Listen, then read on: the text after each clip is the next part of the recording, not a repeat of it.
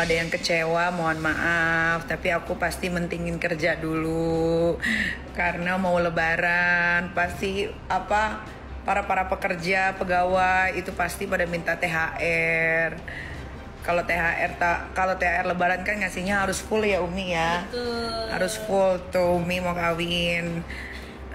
Jadi kerja dulu biar bisa ngasih THR ke orang-orang yang kerja di rumah, ke pegawai.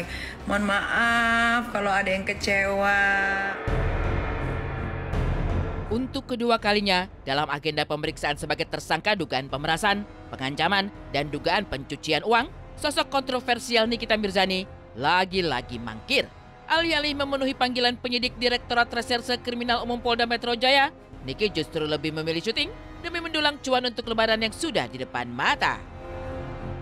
Ia memilih mangkir, Nikita Mirzani menabuh genderang perang. Kehadirannya yang sudah ditunggu-tunggu sejak pagi oleh awak media di Polda Metro Jaya, hasilnya nihil. Melalui live sosmed, kemudian Nikita Mirzani sekali lagi mengkonfirmasi soal ketidakhadirannya dan meminta awak media mencari berita lain saja.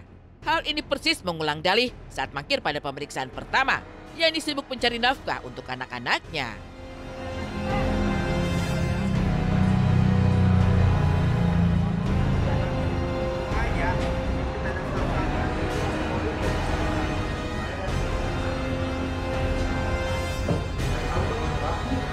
Tadi pas ngomong Kalian pulang, Tuh. istirahat di rumah atau teman-teman media cari berita lain. Ini kalau gue jahat gue gak akan kasih tahu hari ini gue syuting ya. Nanti kalian kecewa karena nggak datang.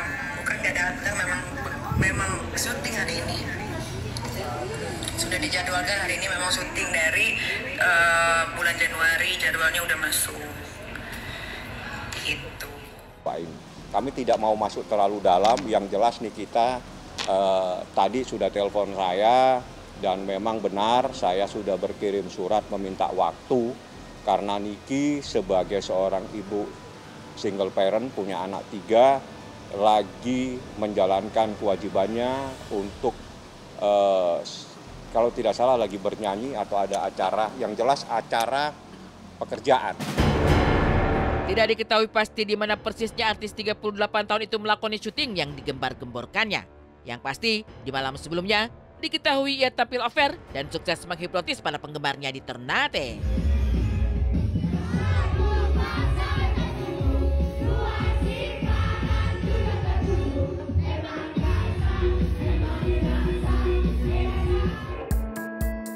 Nyali dan kenekatan seorang Nikita Mirzani memang bikin publik geleng-geleng.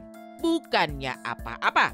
Dijerat pasal berlapis, ancaman maksimal hukuman Nikita Mirzani mencapai 20 tahun penjara. Namun ia sepertinya tak gentar dan malah mengaku tak sabar untuk segera dikirim ke balik jeruji besi. Dalam curcol kontroversialnya, ia memang menyebut bahwa laporan polisi bukan akhir segala-galanya. Terkait dengan yang pertama, dugaan tindak pidana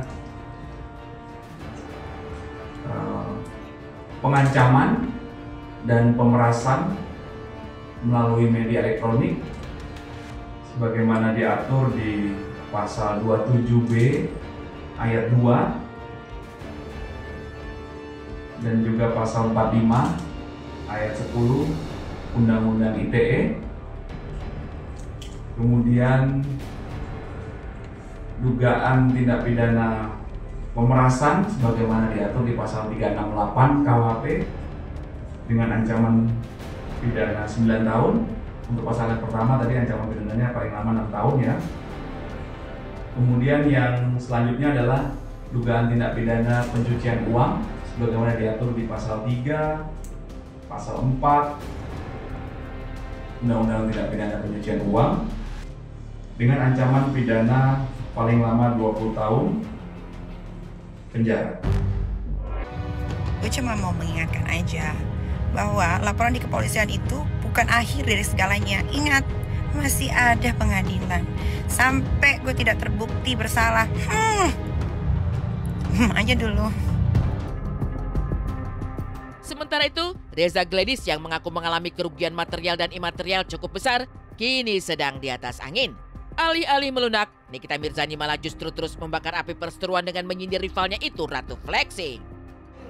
Kalau kerugian material dan imaterial Ya pasti dia. cukup besar lah. Tunggu, apa gue nggak salah denger? Dia nggak terima dibilang tukang flexing. Lu bukan tukang flexing, lu ratu flexing, Reza. Kenapa muka lu? Gue mau bertanya, muka lu kenapa pas lagi ngomong di Komisi 9 begini? Kenapa? Lu pelongo-pelongoin gini? Belum makan lu? Lu mau lawan gue jangan nggak makan. Nanti kalau ketemu gue di persidangan, lu harus keren. Ya OOTD lu karena yang lu lawan keren. Di sisi lain, rival abadi Nikita Mirzani, Rasman Nasution, tak begitu banyak muncul di saat Niki kena getah dari apa yang sudah ia tanam selama ini. Namun meski demikian, bagi Rasman, mengirim Niki ke balik jeruji besi adalah target terpenting, tak peduli berapa lama ia ditahan. Sementara itu, keluarga Badijah tak tertarik untuk ikut nimbrung dan memilih fokus untuk memberi dukungan kepada Fadel Badijah. Karena bagi saya 1 hari pun itu sudah mencukupi agar ada efek jera kepada manusia yang banyak orang sekarang menyebut-nyebutnya diduga. Ya sering disebut orang sekarang menjadi ya seseorang yang berinisial Niki Bull. Saya nggak tahu maksudnya siapa itu Niki Bull ya. Namanya apa?